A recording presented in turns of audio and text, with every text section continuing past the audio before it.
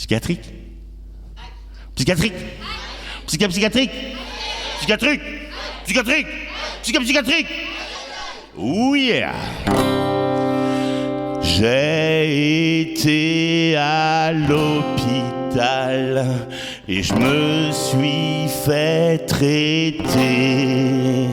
Se remettre de cheval pour visage pâle m'a donné un coup de fouet. Hey, yeah. Shérif avait autant d'étoiles que leur cerveau Michelin. Il nous parquait comme du bétail, fallait pas faire de foin. Les filles, on pouvait leur parler entre deux pauses café. Mais va-t'en faire un strip poker avec des infirmières. Gangster de l'Ouest, chez les handicapés. Gangster de l'Ouest, à la gâchette rouillée. Le maître des lieux était riche, il était pharmacien. Et pour faire tourner son office, il est devenu médecin. Il a obligé toute la ville à prendre de sa potion. Ceux qui refusaient de la jouer docile l'avaient par injection. Gangster de l'Ouest, chez les handicapés. Gangster de l'Ouest, des cow-boys à flinguer. Sortis du ranch en diligence, on tentait notre chance. On était ramenés menottés en défi du bon sens. Les chasseurs de primes déprimés qui voulaient se la coller faisaient la queue devant le saloon qui était toujours fermé. Gangster de l'Ouest, chez les handicapés. Gangster de l'Ouest, au pyjama rayé. Y'avait pas de corde aux guitares par peur des pendaisons. On n'allumait pas de feu le soir mais de la télévision. Meilleur souvenir qu'on jette de l'Ouest, c'est pas les petits faillots. Car le petit poids dans ma petite tête vaut bien l'Eldorado.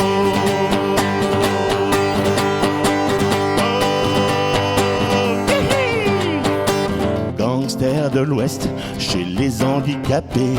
Charlatan diplômé qui achève les blessés. Peau rouge décérébrée, aux plumes goudronnées. Chercheur d'or empêtré à la mine creusée. Mercenaire retranché de la réalité. Gangster de l'Ouest. Merci. Merci d'être présent et présente aujourd'hui pour cette table ronde autour de la bande dessinée et de la santé mentale. C'est une table ronde qui est organisée par le SAR, le service ambulatoire de réhabilitation psychosociale de l'hôpital Pierre-Janet, du groupe hospitalier du Havre. Cette table ronde peut avoir lieu grâce à l'aimable accueil du Normandie, que nous remercions très chaleureusement, dans ce beau lieu. Voilà, nous sommes accueillis dans un très beau lieu. Et elle a lieu dans le cadre d'un événement qui s'appelle Un automne à Buller, qui a lieu pendant tout le mois d'octobre et le mois de novembre, avec une programmation très riche autour de la bande dessinée. Je vais refaire un petit historique du partenariat avec le SAR, puisqu'en fait moi je suis Cécile Lemétayer, je travaille à la bibliothèque Oscar Niemeyer et nous avons un partenariat avec le SAR qui remonte à 2 ans. Il y a 2 ans, nous avions déjà un événement BD qui était un peu moins ambitieux, qui s'appelait le Week-end à Buller. Donc vous avez compris, on est passé d'un week-end à Buller à un automne à Buller, on n'a peur de rien. Et il y a 2 ans, notre invitée principale était Lisa Mandel, c'est l'autrice de cet album, notamment, entre autres albums, un album qui s'appelle Se rétablir et qui traite de la question du rétablissement en santé mentale. Qu'est-ce que ça veut dire, se rétablir, quand on est atteint d'une pathologie en santé mentale ? Nous avions donc une exposition avec des extraits de cette bande dessinée et nous avions fait venir des groupes du SAR accompagnés par Jean-Loïc Guimet et David Pinel qui sont présents aujourd'hui et que je remercie. Et puis de fil en aiguille, Jean-Loïc et David, qui sont infirmiers psychiatriques au SAR, nous ont demandé à emprunter l'exposition pour pouvoir la présenter dans leurs locaux. C'est ce qu'on a fait, donc à l'issue de notre propre événement, on a décroché nos cadres, ils sont partis au SAR et ils ont permis en fait une exploitation assez inattendue avec plusieurs portes ouvertes qui ont été organisées et qui ont permis de toucher un public assez large, aussi bien des usagers du SAR, mais aussi des collègues d'autres services. Vous nous en direz peut-être plus tout à l'heure sur les retombées en fait de cet événement. Cette exposition, nous l'avions prêtée, et puis elle a eu tellement de succès au SAR que vous nous avez demandé de vous la donner. Donc on a demandé à l'autrice, on vous l'a donnée. Donc elle est toujours utilisée, elle est utilisée comme support de médiation en fait sur la question de la santé mentale.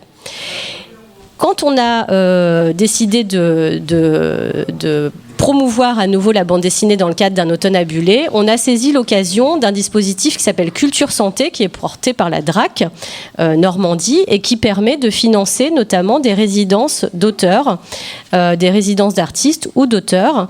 Et donc nous nous sommes emparés de cette opportunité pour inviter Jérôme Siroux, qui est ici présent, qui est auteur de BD, et nous l'avons invité, ou plutôt nous l'avons missionné en fait, pour s'infiltrer au SAR, pour observer ce qui s'y passe, participer à des activités, rencontrer des personnels du SAR, rencontrer aussi des bénéficiaires, des usagers, et nous restituer en fait son immersion sous la forme d'un fanzine qui est ici et que vous pouvez voir aussi sous la forme d'une exposition. Donc les planches sont agrandies et sont exposées ici, et elles sont exposées aussi dans le hall de l'hôtel de ville.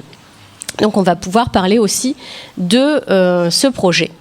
Et puis nous avons également avec nous aujourd'hui Monsieur Berthelot, qui représente l'UNAFAM.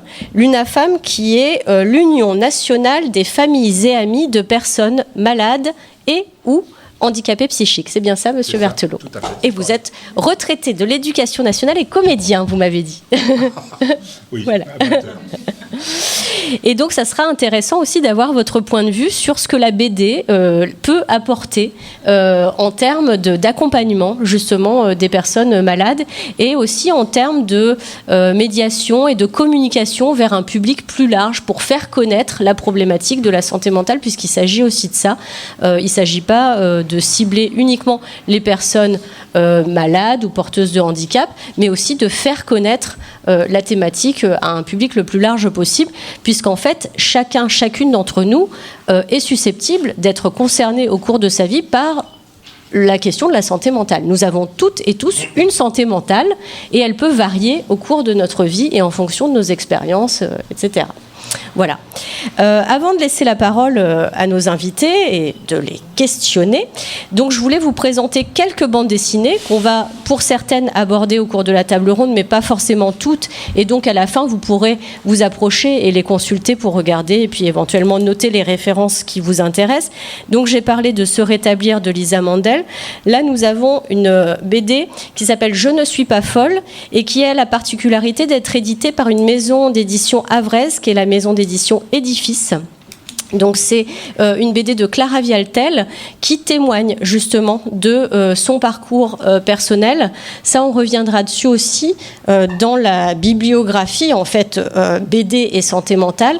On a tout un pan en fait qui sont des témoignages de personnes qui sont concernées elles-mêmes et qui restituent en fait leur propre expérience. C'est le cas également de Frix, qui est une autrice illustratrice havraise, dont les planches sont exposées actuellement au SEM, donc au Fort de Tourneville.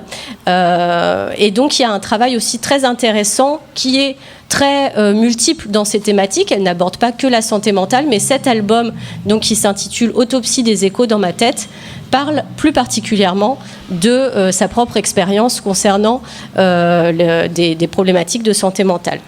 Et puis il y a d'autres livres que je mettrai à votre disposition à l'issue de la table ronde, comme Une case en plus, ou encore de Lou Goupil ou Face, sur la question en fait c'est plutôt autour de la cyclothymie. On pourra parler aussi un peu des termes qu'on utilise, parce que dans ces BD, il y a beaucoup de vocabulaire très spécifique. Il y a des choses qui sont peut-être qui pourrait peut-être concerner des personnes de façon plus large. Là, c'est sur les angoisses, c'est l'homme le plus flippé du monde, donc c'est quelqu'un qui est très angoissé, voilà. Après, est-ce qu'on va jusqu'à parler de malade mental? Bon, voilà, la question est ouverte. Et puis j'ai oublié de montrer aussi les BD de Jérôme Siroux, puisque Jérôme Siroux donc était notre invité pour cette résidence d'artistes, mais il a publié de nombreuses BD jusqu'ici. La dernière parue, c'est celle-ci, Jérôme? Non, c'est le club. C'est les aventures d'un club de dépressifs. Ils font des réunions, c'est très bête et méchant. Faut que tu te rapproches. J'en suis très content. C'est un club de dépressifs qui s'organise et ils ont un local tout pourri mais pas cher, alors ils sont contents. Et c'est des histoires qui commencent mal et qui finissent pire.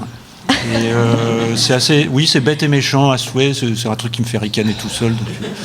Mais c'est un grand format, 64 pages couleur, et il doit être à la bibliothèque, je pense. Oui, sais rien. Bien sûr qu'il est à la bibliothèque, il est dans toutes les bonnes bibliothèques, donc à la bibliothèque Oscar Niemeyer. Le prochain en route qui sera la suite de celui-ci.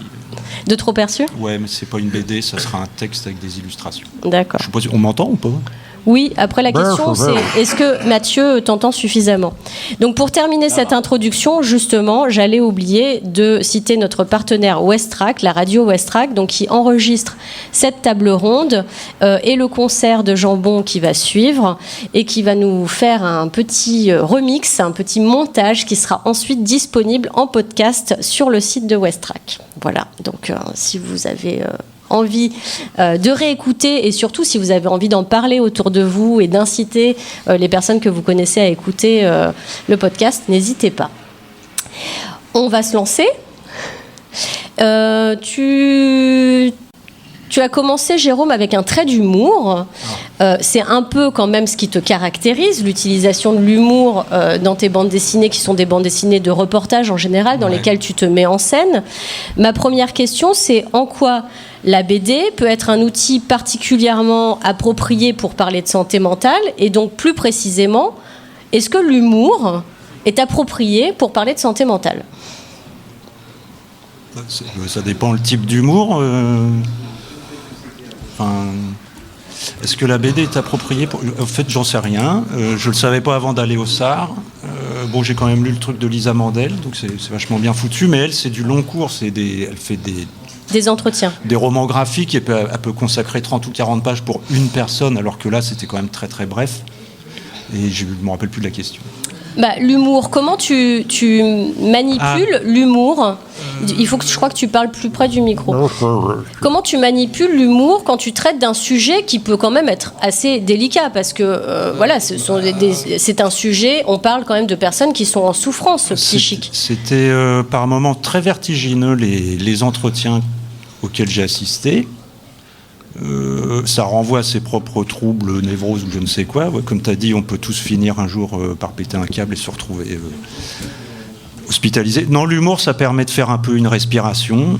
Et puis, Jean-Loïc avait dit que j'étais là-bas, je ne sais plus à qui t'as dit ça, un peu pour déstigmatiser la pathologie.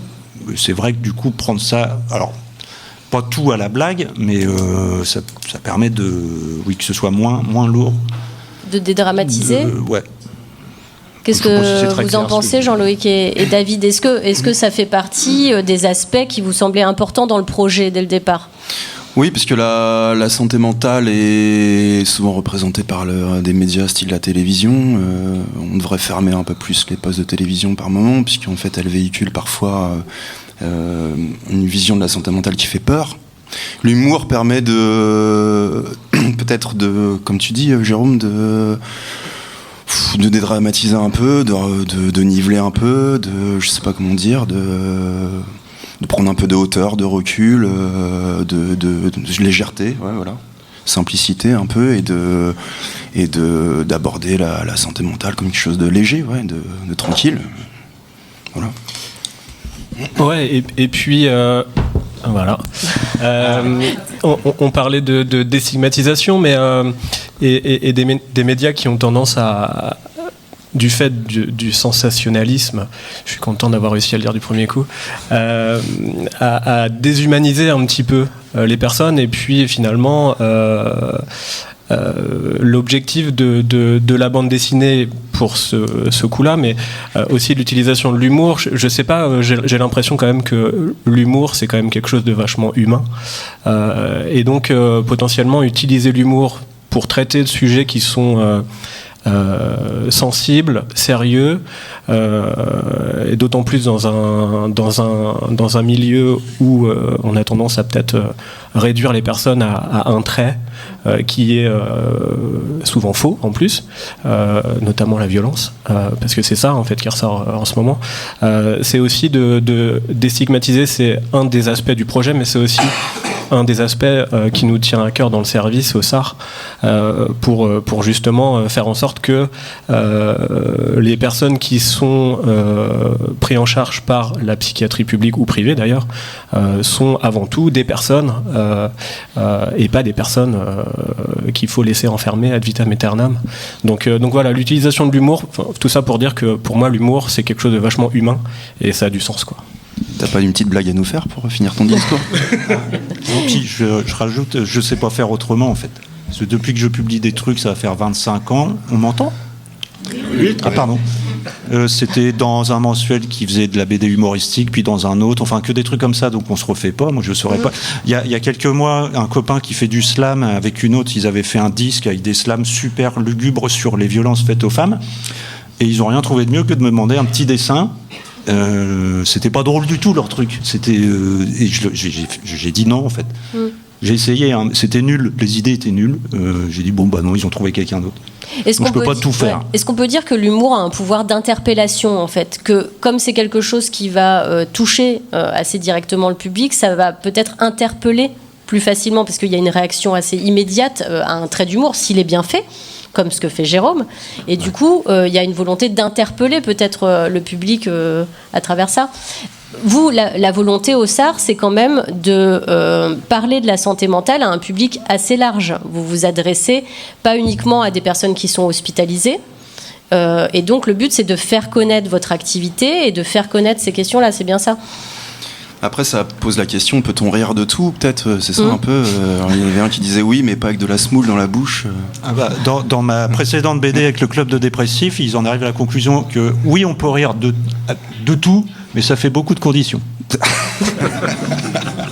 Voilà. 15 € en vente à la galerne.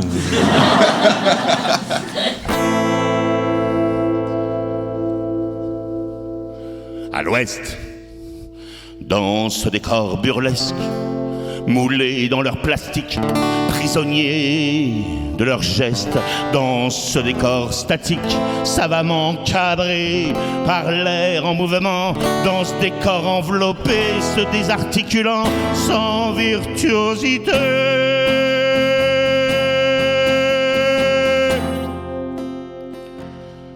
Dans ce décor flottant,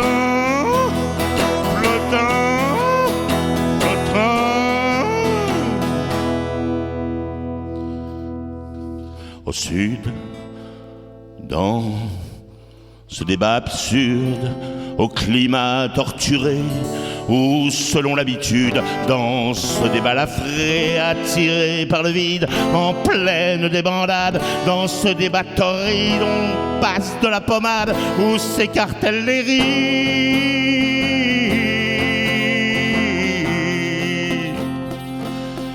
Dans ce débat de façade,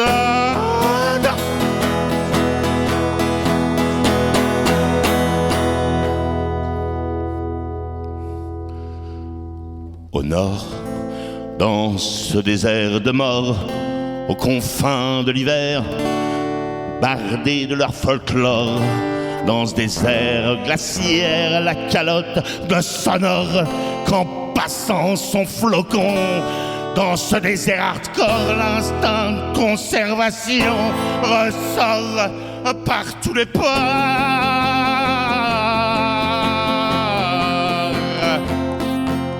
Dans ce désert coton,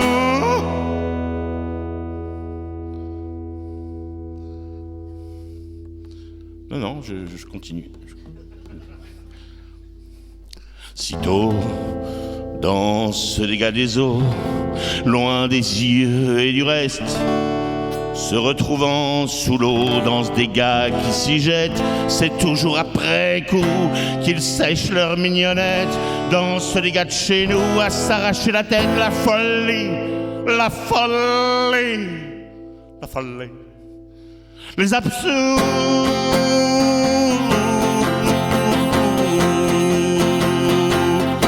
Dans ce dégât qui nous gueule.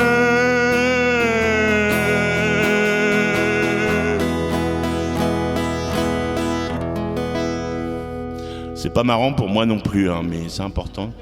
Je crois qu'il y a des choses qu'il faut absolument que ce soit chanté, quoi.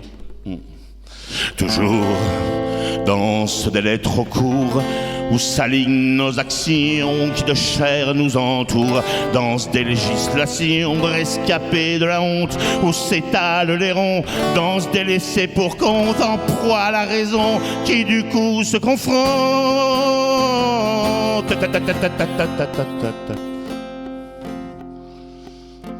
Dans ce délai sous caution, il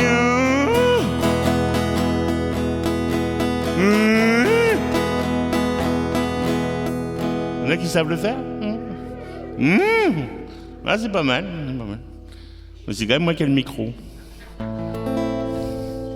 Banal dans ce défilé final où s'agitent les drapeaux quand les couleurs s'emballent, dans ce défi effet salaud, c'est ravi de la crèche, s'aborde le bateau censé filer la pêche et nous maintenir à flot qui colmatera la brèche. Ah oui, la brèche, oui, la brèche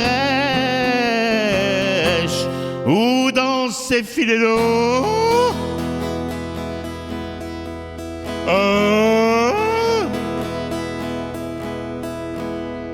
secret dans ce déni douillet où s'abat mon émoi, tout un pan délaissé. Dans ce déni de soi résonne librement, attaché à la voix. Dans ce dénigrement où les borgnes sont rois, le silence se répand.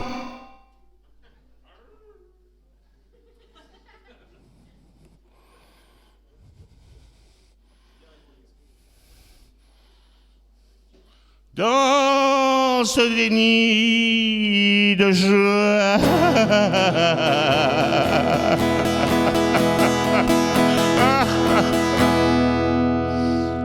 je suis désolé, je me suis un peu trompé, je vais reprendre au début. À l'ouest, dans ce décor burlesque, moulés dans leur plastique, prisonniers de leurs gestes, dans ce décor statique. Merci. Vous, Monsieur Berthelot, j'ai vu que l'UNAFAM avait produit justement une bande dessinée pour parler de cette question de la santé mentale sur le thème alors d'une femme dont le fils est touché par un problème de pathologie mentale. Est-ce que vous trouvez que la BD, c'est un outil qui a vraiment des qualités spécifiques par rapport à d'autres outils qui pourraient être, par exemple, une conférence, une exposition Alors, pour être direct, l'UNAFAM ne fait pas que ça, d'abord. Hein. Nous sommes un groupe de personnes directement touchées par la maladie. Moi, je suis papa d'une jeune femme qui est malade. Et l'UNAFAM donc accueille avec des permanences ou des accueils téléphoniques. La BD, c'est un moyen d'information parmi d'autres. C'est aussi un moyen de communication particulièrement puissant, je trouve. Et je me suis arrêté tout de suite sur votre croquis, là. Je trouve que c'est déjà une très belle formulation de ce qui arrive à quelqu'un qui est malade, ou à son papa, ou à sa maman, ou à son frère, ou à sa sœur. D'un seul coup, vous êtes sur un océan, où vous ne savez pas où vous allez aller. Alors, vous cherchez de l'aide, partout. Partout où vous pouvez. Vous parlez. Et ce que j'ai aimé dans l'approche de votre BD, aussi, mais je vais faire bref, c'est que vous ne parlez pas que des malades. On rencontre Géraldine, on rencontre David, c'est-à-dire nos interlocuteurs au quotidien, qui sont nos repères, à nous aidants. Car la parole, là, est, je dirais, l'image. L'image est importante.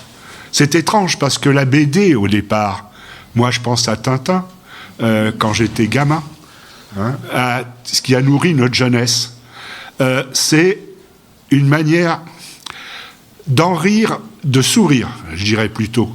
Parce qu'avant de rire, on a du mal quand on est aidant. Ça prend du temps, mais de sourire. Et je dirais que c'est une mise à distance. C'est pas le texte aride des psychiatres. J'ai rien contre les psychiatres, mais ils nous emploient des mots terribles. Quand le mot schizophrène résonne dans vos oreilles, c'est quand vous sortez de chez le docteur et qu'il vous dit vous avez un cancer. Et que la guérison, elle n'est pas acquise. C'est ça ce qui joue. Et ce que, juste modestement, ce que je trouve de positif dans tout ça, c'est cette mise à distance. Ce qui fait qu'au travers de l'image, qui laisse la part à l'imaginaire, car tout n'est pas dit dans vos planches, elle laisse la part à l'imaginaire. Là, on a peut-être un espoir, et on n'est pas tout seul sur ce radeau. Il y a nous, les aidants, il y a les patients, les gens qui souffrent, et puis il y a tous ceux qui sont autour et qui luttent, les infirmiers, les aides-soignants, qu'on rencontre à Jeannet, pour moi à Jeannet. Et pour des gens comme moi, peut-être la BD, c'est une grande leçon d'humilité. On apprend l'humain. Et ce qu'on retrouve dans la BD, c'est une sorte de catharsis, je trouve, dans ce qui est narré, et d'une autre manière. C'est un changement de position. Voilà ce que je peux vous en dire. Il en va de même dans ce que produisait l'UNAFA. Est-ce que le fait de voir justement cette question de la santé mentale, de la maladie mentale mise en BD, ça vous donne aussi l'impression que oui, c'est une question importante et que du coup, c'est pris en compte, enfin, que c'est quelque chose que, à travers un objet comme la BD, on va pouvoir partager avec d'autres?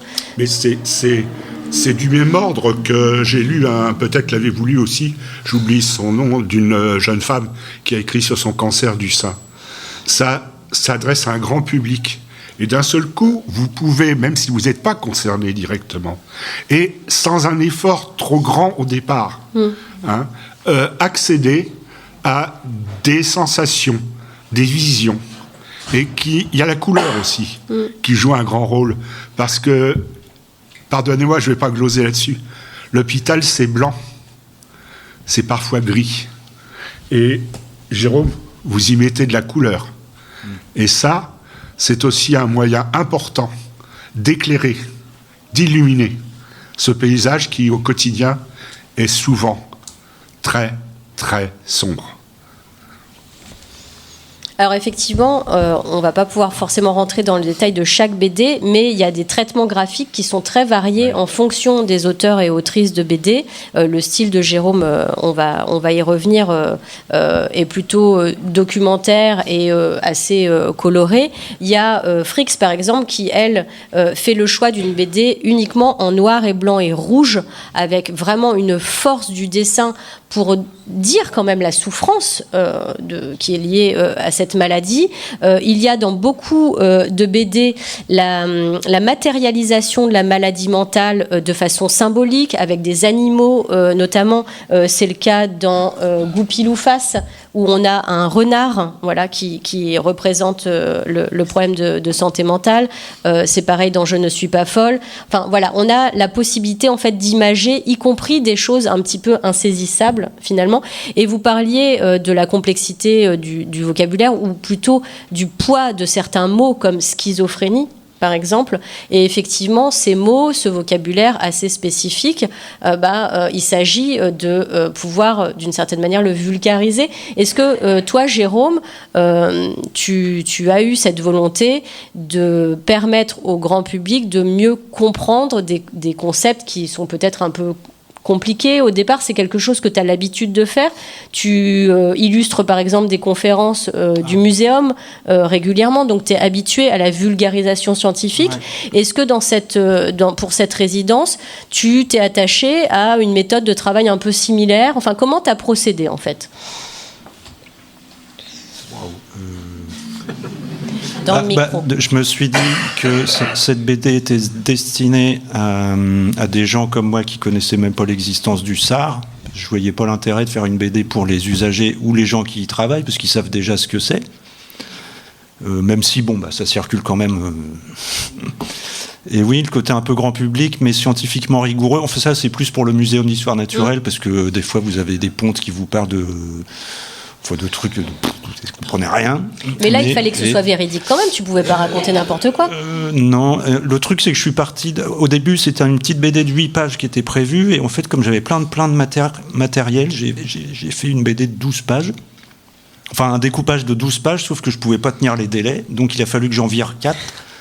Parce que j'avais trouvé des super gags qui m'auraient rendu célèbre dans toute la galaxie, mais bon, qui n'avaient pas forcément beaucoup de rapport en fait avec le SAR, mais je vais l'évoquer tout à l'heure, parce que j'ai ici un document. On a les planches censurées, les planches auto-censurées. Alors ça, j'ai été très surpris, on m'a rien demandé de modifier sur quoi que ce soit.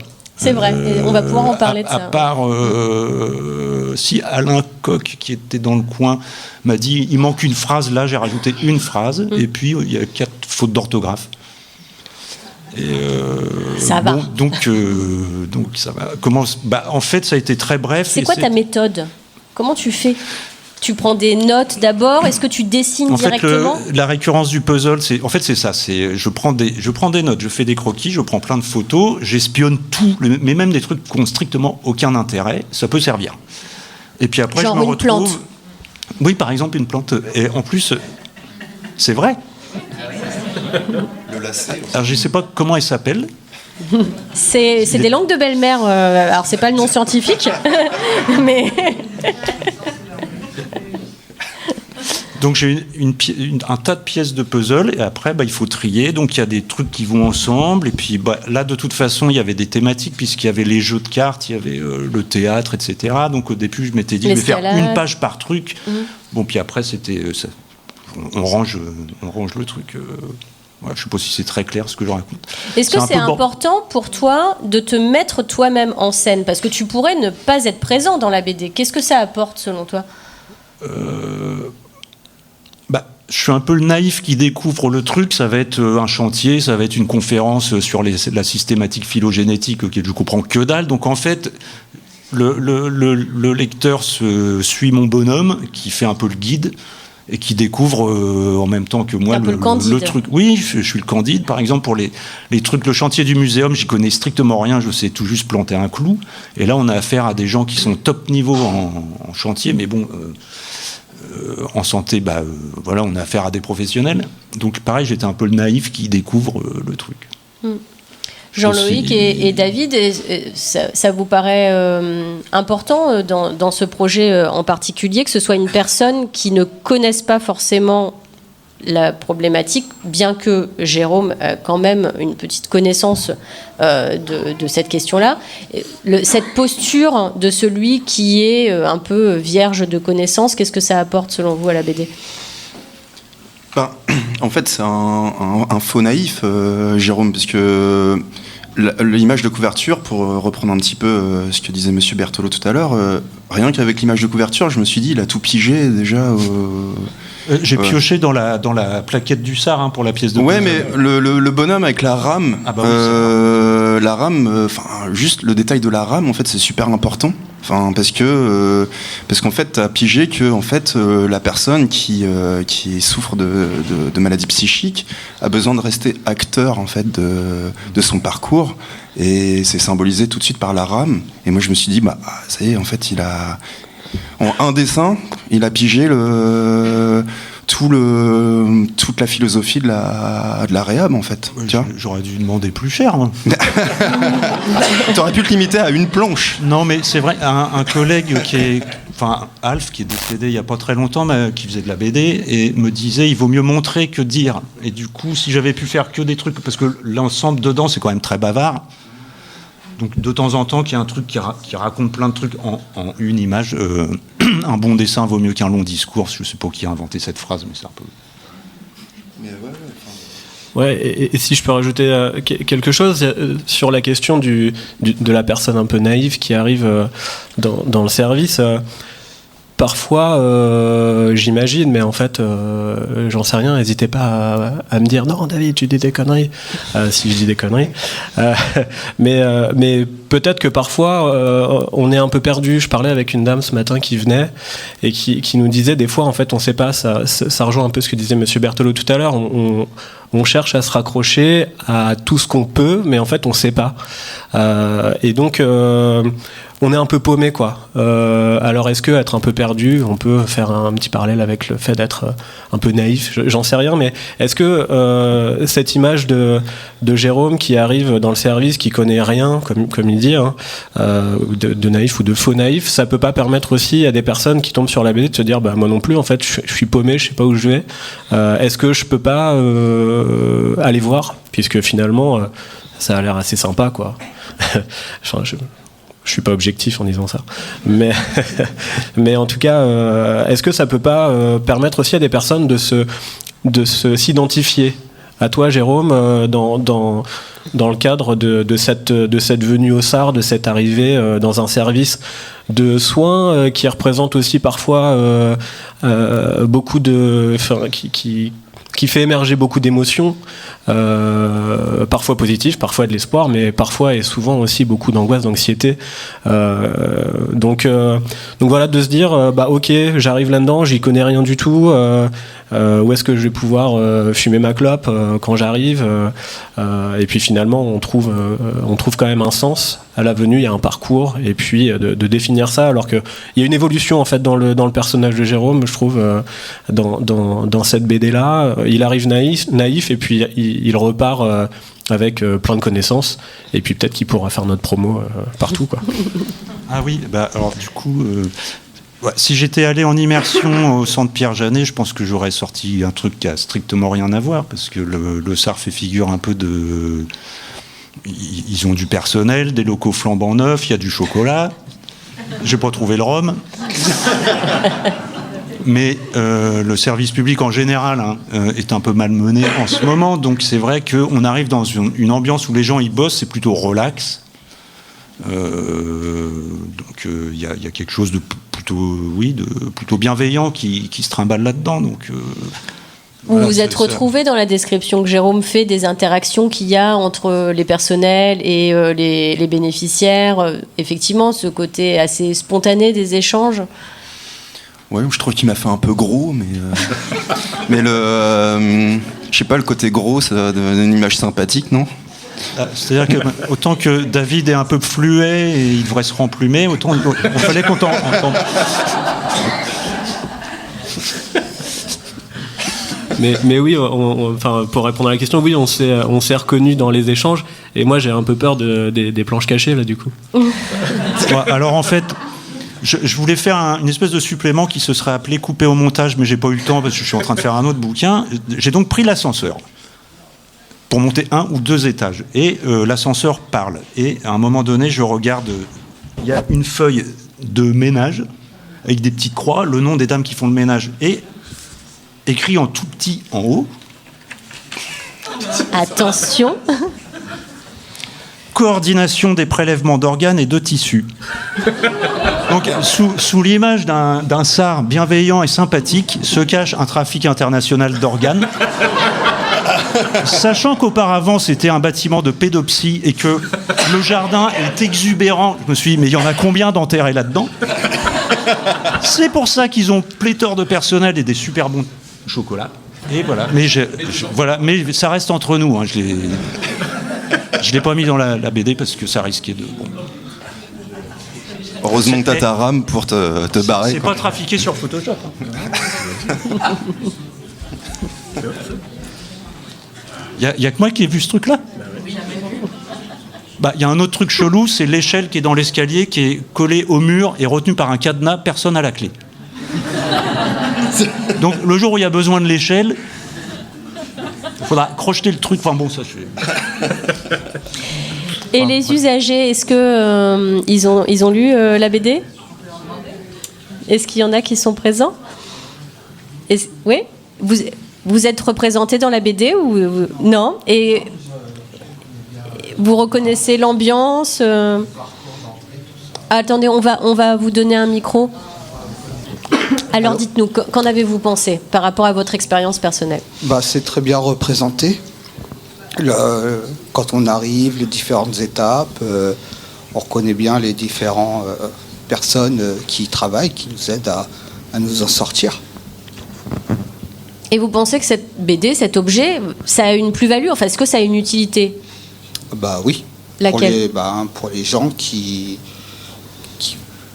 iraient peut-être au SAR, et comme ça, ils voient un peu comment ça se passe, et ça peut les rassurer, parce qu'au départ, on est totalement perdu et stressé, et voir ça, ça peut débloquer des choses et amener les gens à venir le plus vite possible.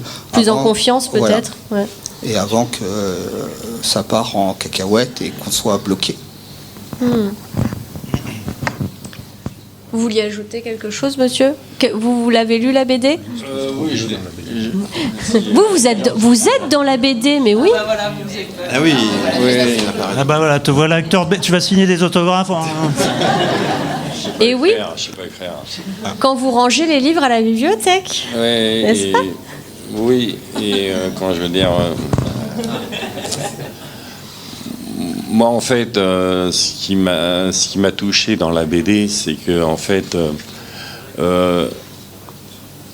comment je veux dire, de ma génération, en fait, les BD, ça s'adressait aux enfants. Et ça m'a rappelé l'enfance. Parce qu'en fait, moi, adulte, il m'arrive de lire, mais pas de BD, quoi. Et en fait, je l'ai trouvé très drôle. Je l'ai trouvé très, très drôle. Et distrayant, comme quand vous lisiez des BD enfants? C'est différent. Parce qu'en fait, quand je veux dire, ça parle de maladie, puis bon, quand on est enfant, c'est plus, on a d'autres pensées, si vous voulez, quoi. Mais là, étant adulte et étant concerné par la maladie, ça m'a touché, ouais. Et c'est reparti. Je me suis retenu de tuer tout le monde ce matin. Vous me devez tous la vie, mais vous n'en savez rien. Face à certains petits maux de tête, on se sent isolé. Même si avec une camisole, on est bien entouré. J'ai maladie mentale, à mon corps dépendant. Pour garder le moral, il me faut médicalement. Je sais que j'ai dedans la tête plein de personnalités. Je leur fais signer des autographes quand elles sont réveillées. Un brin fêlé, faut se taper les fuites dans le plafond. Mais ça laisse passer la lumière qui rend un peu moins con, un peu moins con. Un peu moins con. Un peu moins con.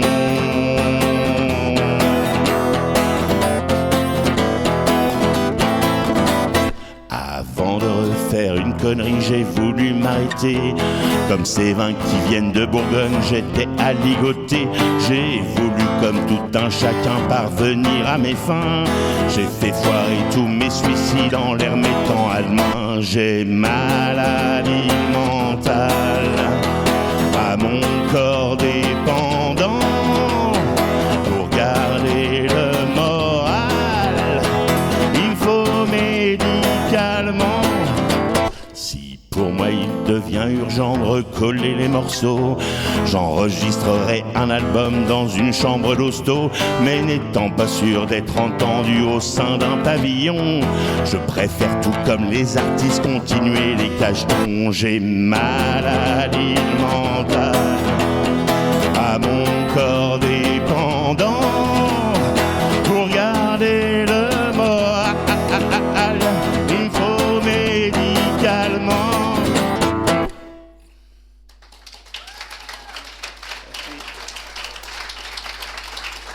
Alors vous parlez des BD qu'on lisait enfant, et du coup, j'ai découvert il y a quelques jours cette BD.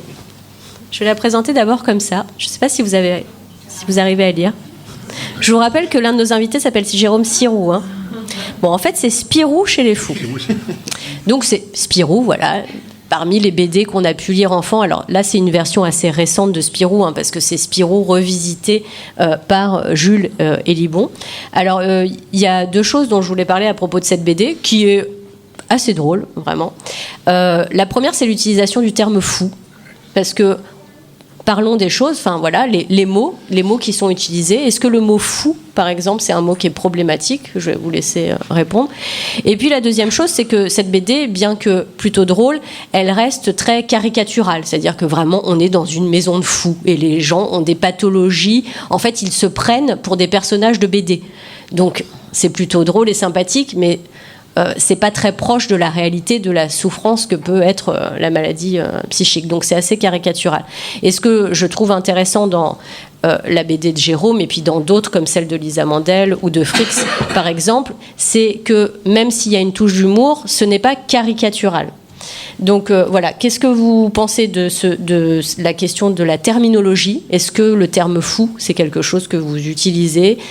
Et qu'est-ce que vous pensez de la question de où on s'arrête dans l'humour pour pas basculer dans la caricature finalement ? Nous, le terme de fou, on va pas l'utiliser, puisque voilà, on va utiliser des termes plutôt de psychose, qui peut-être faire penser à la folie pour ceux qui sont pas dans la partie médicale. Parce que la psychose fait que on n'a pas trop de freins qui relèvent plus de la névrose, où on se freine naturellement, mais la psychose, on a les vannes complètement ouvertes. Donc ça peut avoir une certaine beauté, parce que ça peut être créé dans tous les sens.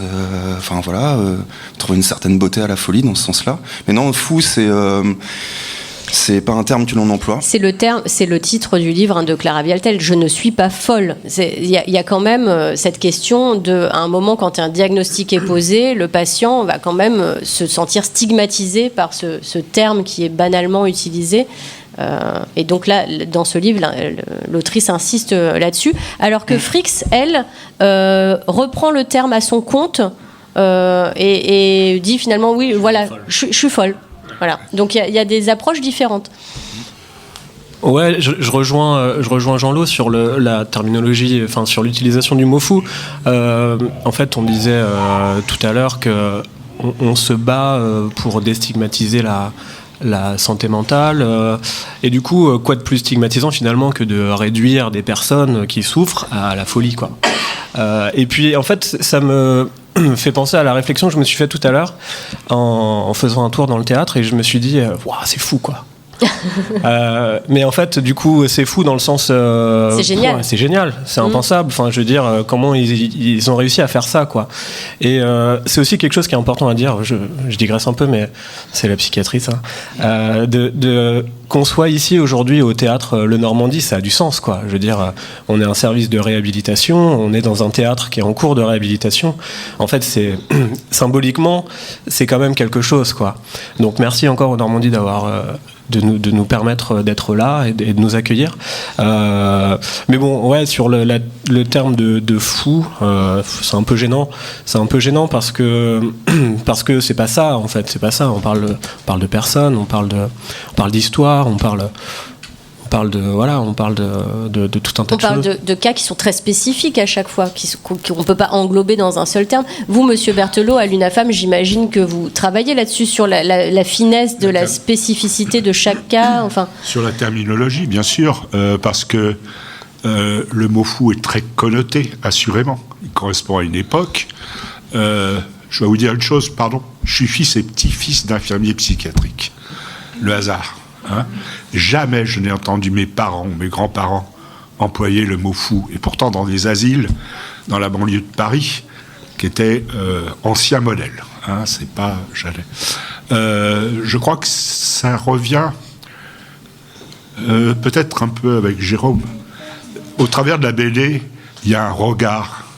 Et c'est le regard qui est important, qu'on porte sur ceux qui souffrent, de maladie mentale et sur leurs aidants aussi.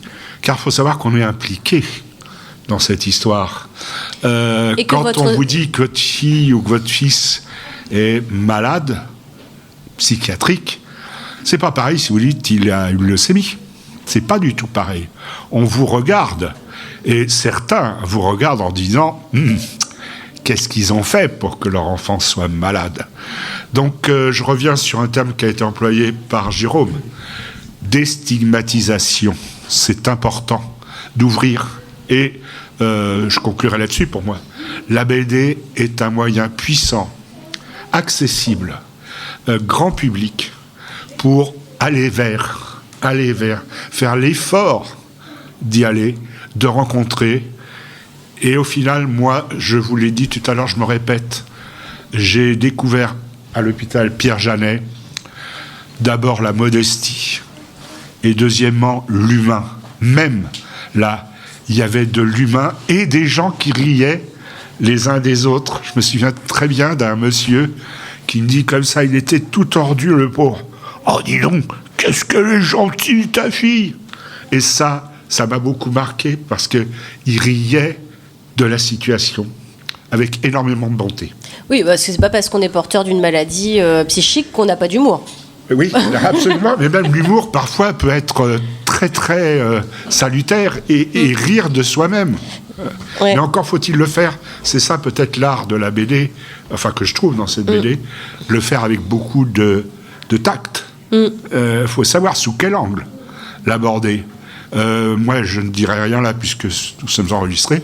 Il y a des choses que j'ai vues là récemment qui ne m'ont pas plu sur ce rire à propos de la maladie. Voilà. Mais ça, cette question de l'humour, on l'avait abordée avec Lisa Mandel quand on l'avait reçue, et sur le fait qu'elle mène des entretiens qui sont assez longs. Si vous avez l'occasion de lire la bande dessinée, elle est vraiment très intéressante. Elle mène des entretiens, et donc on l'a questionnée sur cet humour qu'elle met dans la BD, et elle nous disait, mais je ne pouvais pas faire autrement, les gens étaient drôles. C'est-à-dire que les gens qu'elle a entretenus étaient eux-mêmes drôles. Ils faisaient des traits d'humour. Donc, pour restituer cela, il fallait qu'elle soit à la hauteur, en fait, de cet humour des personnes elles-mêmes. Mais rire, c'est guérir, quelque part. C'est déjà guérir, je pense. Je peux ? Oui. Il y en a qui ont parlé de Tintin. En fait, dans Tintin, il y a plusieurs épisodes où quelqu'un se fait piquer par la fléchette empoisonnée au Rai-Jai Jack, le poison qui rend fou. Et ce qui est étonnant, alors c'est vieux Tintin, mais la personne qui devient folle se met à danser, à chanter, et tout content en fait. Et tu te dis, c'est super cool d'être fou en fait, c'est un gosse en fait qui joue. Alors qu'en fait, non, c'est de la souffrance. Et puis ce genre de BD où ça peut exister parce que, je sais pas, ça va faire peut-être une 30aine d'années qu'il y a des gens qui sont mis à faire des BD autobiographiques avec l'association, puis aborder des sujets un peu, pas que des trucs de cow-boy ou de super-héros. Donc, ceci, il y a plein de gens qui ont défriché tout ça avant. Donc, BD autobiographique, BD d'investigation, BD reportage, BD social. C'est vraiment effectivement des pans de la BD qui se sont beaucoup développés. Lisa Mandel, par exemple, elle avait fait partie des personnes qui avaient créé une collection autour de la sociologie chez Casterman. Et elle a produit aussi une BD très intéressante sur les personnes qui vivaient dans la jungle de Calais juste avant son démantèlement. Donc pareil, elle avait rencontré les personnes, elle avait vraiment fait un travail de fond d'investigation, et c'est une méthode qu'elle a appliquée de la même façon aux personnes en quête de rétablissement en santé mentale. Je vais ajouter un petit truc. Oui. C'est intéressant d'ailleurs, les couvertures, je reviens sur les couvertures et puis le titre. Je ne suis pas folle, je trouve que à la fois Jérôme et Lisa Mandel ont réussi aussi par leur dessin à montrer qu'en fait, à symboliser par le dessin le titre de Je ne suis pas folle, puisqu'en fait là, on voit que dans la BD de Se rétablir, elle pourrait perdre la tête, la jeune femme, mais elle retient sa tête. Donc, elle prouve qu'elle n'est pas folle, puisqu'elle est là à retenir sa tête. Celle-ci, et Jérôme, avec la rame, son personnage prouve qu'il n'est pas fou, parce qu'il continue à ramer pour s'en sortir, tu vois, quelque part. Donc je trouve que c'est un peu le point commun qu'on pourrait trouver sur les 3 BD.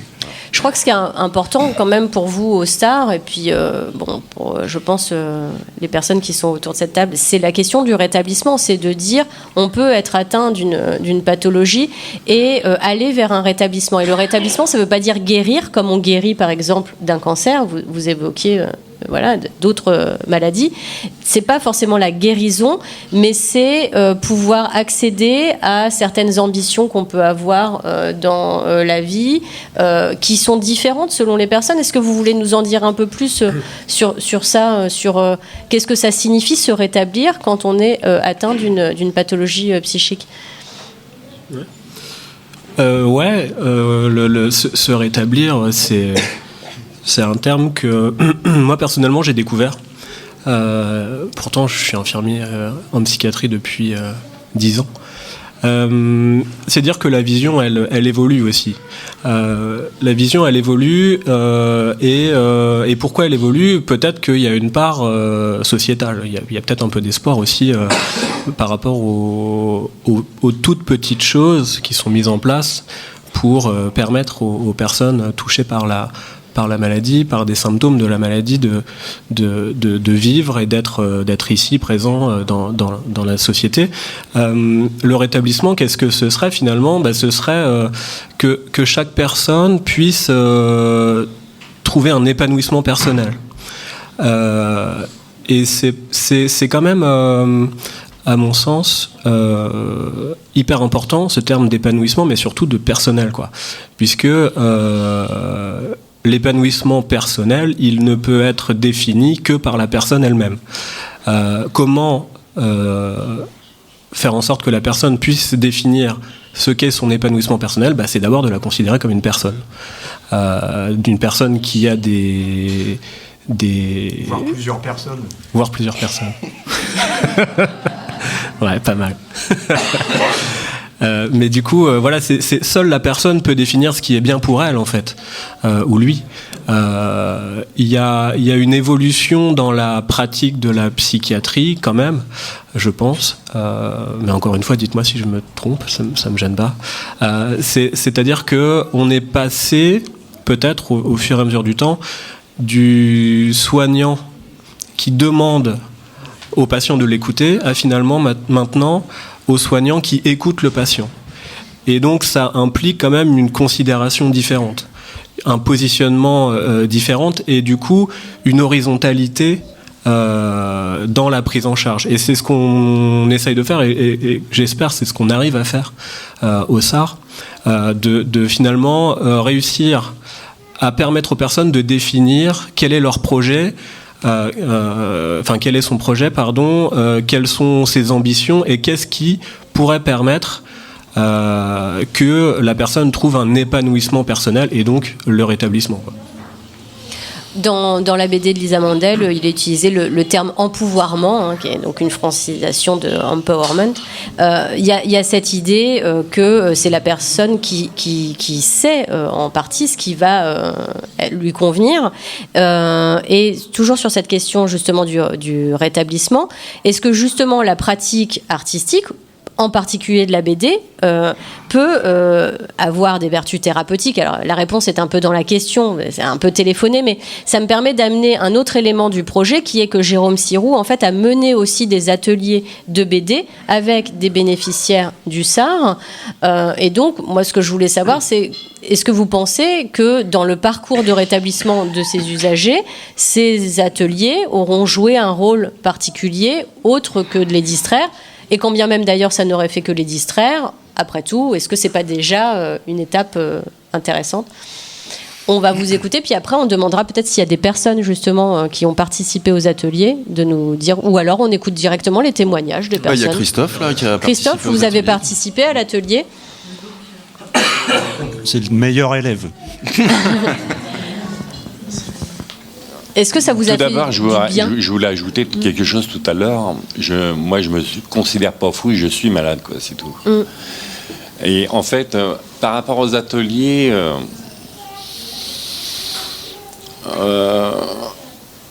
moi, toute ma vie, j'ai caché ma maladie parce que j'en avais honte. Et quand j'ai connu le cerf, je me suis libéré, quoi. C'est-à-dire, bon, après, quand je veux dire, j'en parle pas non plus, j'en fais pas étalage partout autour de moi, mais je sais qu'au cerf, on peut m'écouter, quoi. Et en ce qui concerne les ateliers, j'en ai fait plein, et puis j'ai pris ça comme un soutien, quoi, en fait, quoi. Et en plus, j'ai pu dire ce qui me faisait le plus souffrir à ce moment-là, quoi. Il y a la possibilité de s'exprimer en fait à travers un médium autre que juste de dire les choses comme on peut dire par exemple à son psy, j'imagine. Le fait de le mettre sur le papier en dessin, de l'organiser, tout ça, ça a été bénéfique pour vous? Écoutez,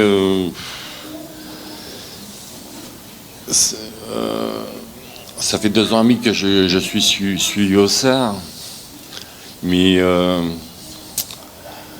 quand je veux dire, la maladie est toujours présente, et puis quand je veux dire, après on a chacun sa vie, quand on a des problèmes dans sa vie personnelle multiples, parce que bon, on est tous différents, mais heureusement qu'ils ont été là, quoi, parce que je serais peut-être pas plus là si je les avais pas rencontrés, quoi. Je trouve que l'intérêt là, des ateliers, c'était quand même de pouvoir donner accès aux personnes qui ont fait l'atelier avec toi, de délivrer un récit, de commencer à raconter une histoire qui n'est pas forcément simple avec les mots, mais peut-être par le biais du dessin, qui est peut-être un petit peu plus facile.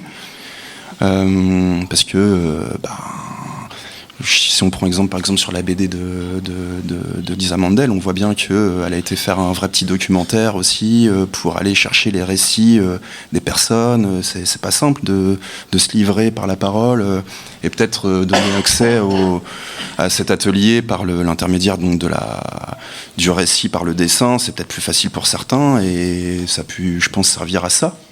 Alors, les ateliers, c'était 4 séances, donc c'est très très bref. J'avais aucune idée de la capacité de concentration des gens, sachant que certaines personnes prennent des traitements plus ou moins lourds.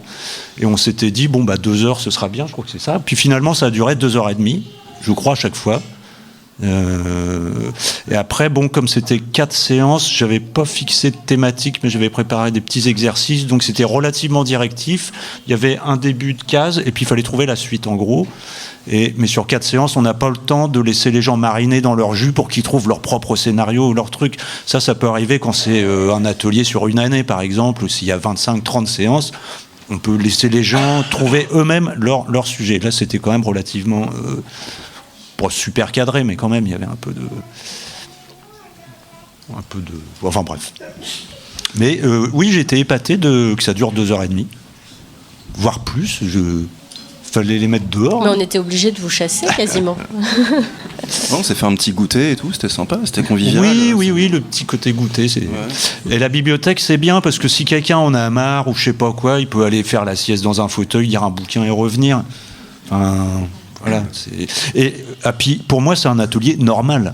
Enfin, oui. Moi, en fait, ils viennent faire de la BD. Cet atelier, pour t'avoir déjà vu mener des ateliers avec d'autres publics à la bibliothèque, en fait, tu l'as préparé de la même façon que tu avais préparé d'autres ateliers précédemment. C'est pareil. Une fois, j'en ai fait un au centre pénitentiaire. C'est un peu bizarre quand même pour rentrer là-dedans avec les portes de son centre. Mais c'était pareil. Je faisais un atelier de BD, point barre. Et puis, j'avais quand même un petit peur au cas où. En prenant en compte quand même les attentes du public. Et c'était... Enfin, en étant bienveillant envers le centre pénitentiaire, je suis une petite digression, c'est la carotte et le bâton. Ils ont tout intérêt à participer à des trucs pour montrer qu'ils vont se réhabiliter en sortant de prison. Donc, j'ai eu affaire à des gens courtois. Je ne sais pas s'ils avaient étranglé leur femme ou je ne sais quoi. Non, mais il y en a un qui m'a dit, oui, j'ai essayé de tuer ma femme. Mais il était gentil. Mais j'avais pas besoin de savoir ce qu'ils avaient fait. Mais en tout cas, participer à des trucs, un truc de, je sais pas, atelier tam-tam, cuisine, que sais-je.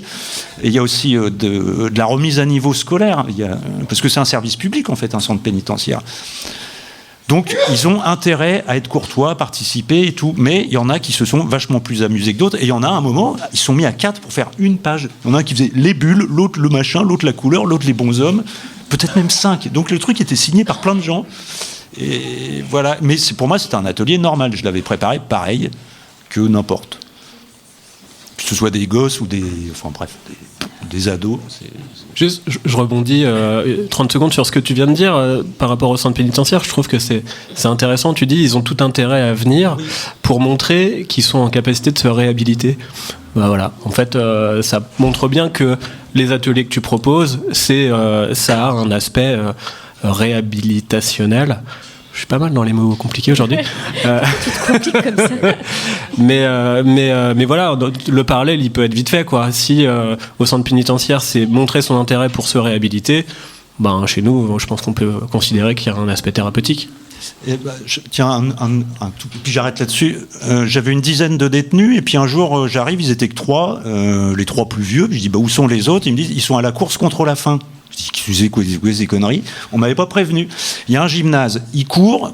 Quand ils ont fait un certain nombre de kilomètres, il y a 1 euro qui va. Alors je sais pas d'où sort l'euro, qui va contre la faim dans le monde. Oui.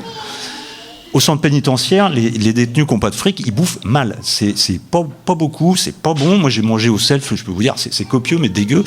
Mais participer à la course contre la faim, alors c'est un peu pervers, parce que faire courir des gens contre la faim, des gens qui rêvent de bouffe, parce que c'est un peu bizarre, mais c'est tout leur intérêt de dire, je vais faire du bénévolat un peu, voilà, comme ça. C'est très spécial, un centre pénitentiaire. Là, on n'est pas du tout dans. Ça n'a rien à voir.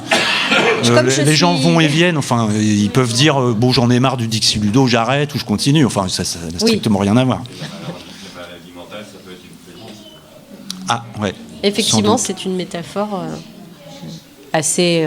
Qu'on voit assez régulièrement. Je suis désolée, je suis un peu maître du temps et j'aimerais laisser la parole au public qui est nombreux. Et vraiment, je suis très heureuse qu'on ait un public aussi nombreux. Donc on va vous laisser poser vos questions si vous en avez.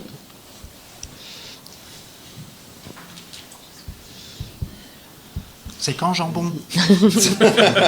Pas de questions ? Tout a été bien expliqué ? Non mais j'ose pas.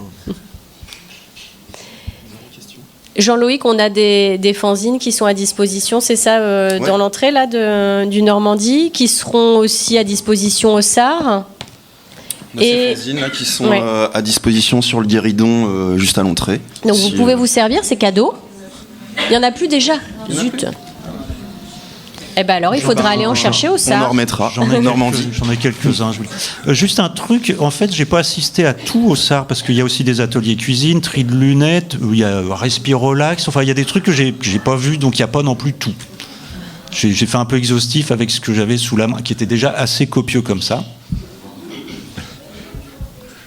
Je voulais juste vous préciser que, mais vous le savez sans doute, que ma petite fille court aussi contre la faim à 1 euro. Hein. Ah oui ? Il sort d'où l'euro alors ? C'est les parents qui les donnent ou les grands-parents. Moi, je suis sollicité. Grand-père, j'ai fait 3 tours, tu me dois 3 euros. Donc, alors, à moins que l'école ne soit une prison.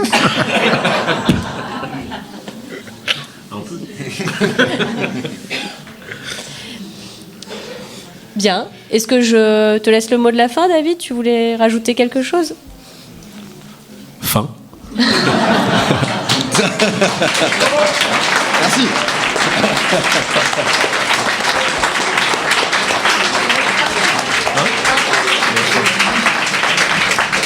Non, en réalité, je pense que ça peut être important de préciser que même si peut-être qu'on l'a déjà dit, mais l'objet BD là, il est ultra intéressant puisque il est quand même vachement mieux que les flyers qu'on a dans notre service qui sont en plus en noir et blanc.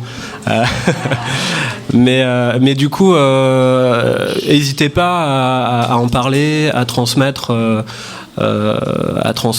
l'objet à d'autres personnes et surtout n'hésitez pas à dire aux gens de nous contacter puisque finalement il n'y a pas de mauvaises indications, il n'y a pas d'erreur.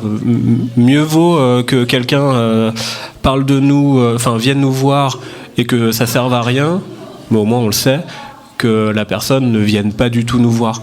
Donc cet objet BD, il est bien parce que voilà, il est vachement plus attractif qu'un flyer. Il y a de la couleur, il y a un trait d'humour, et puis c'est vraiment une démarche importante pour parler de notre service. Il y a les coordonnées qui sont en première page.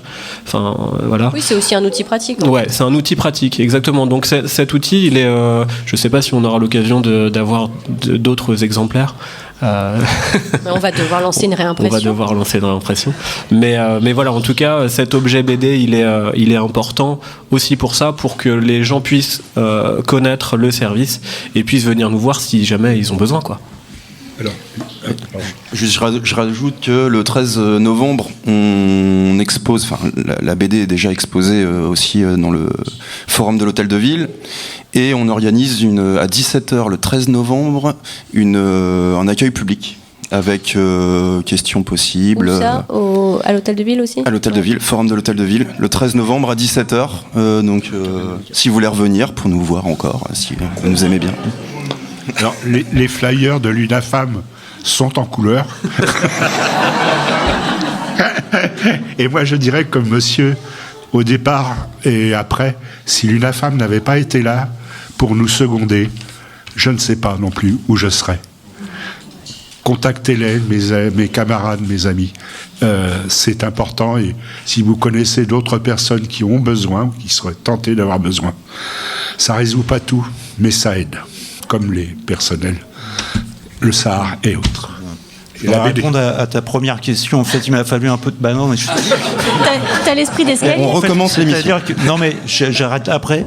En fait, quand j'ai commencé à découper mon truc, je me suis dit, merde, c'est une plaquette publicitaire sur le SAR. Ça va être méga chiant à faire et à lire. Et en fait, l'effort, ça a été de m'approprier le sujet. Et je me suis dit, je vais faire du sirop, tant pis s'il ne leur plaît pas. Et c'est... Et c'était la commande, c'était de faire du sirop. Et c'est ce qu'on m'a demandé, en fait. Et voilà, c'est tout. Et bravo pour ça. Oui. Bravo, Jérôme.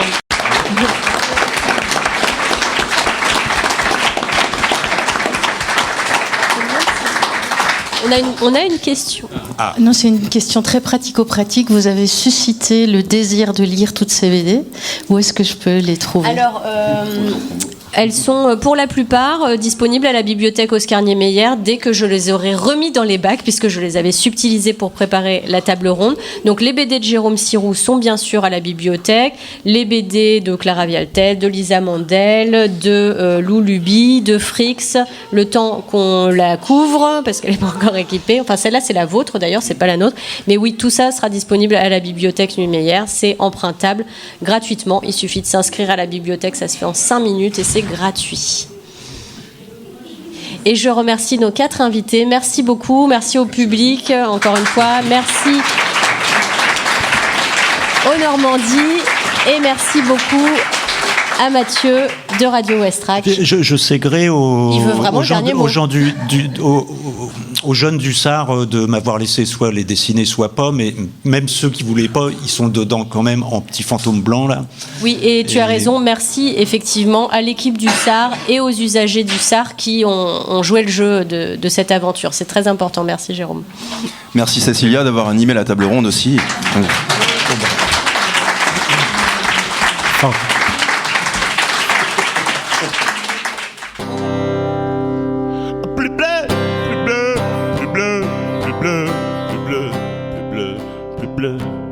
Que des images bleu. Allez tout le monde, ouais. En plus bleu, plus bleu, bleu, bleu, plus bleu, plus bleu, plus bleu, plus bleu. Que des images bleu, bleu, bleu, bleu, bleu, bleu, bleu, bleu, bleu. Je roule des patins au plancher qui portent plainte auprès du parquet.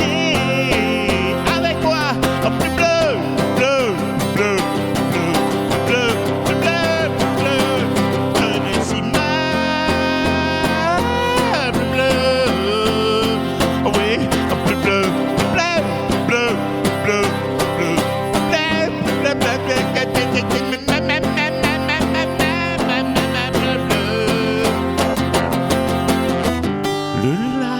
beau restant sous l'eau.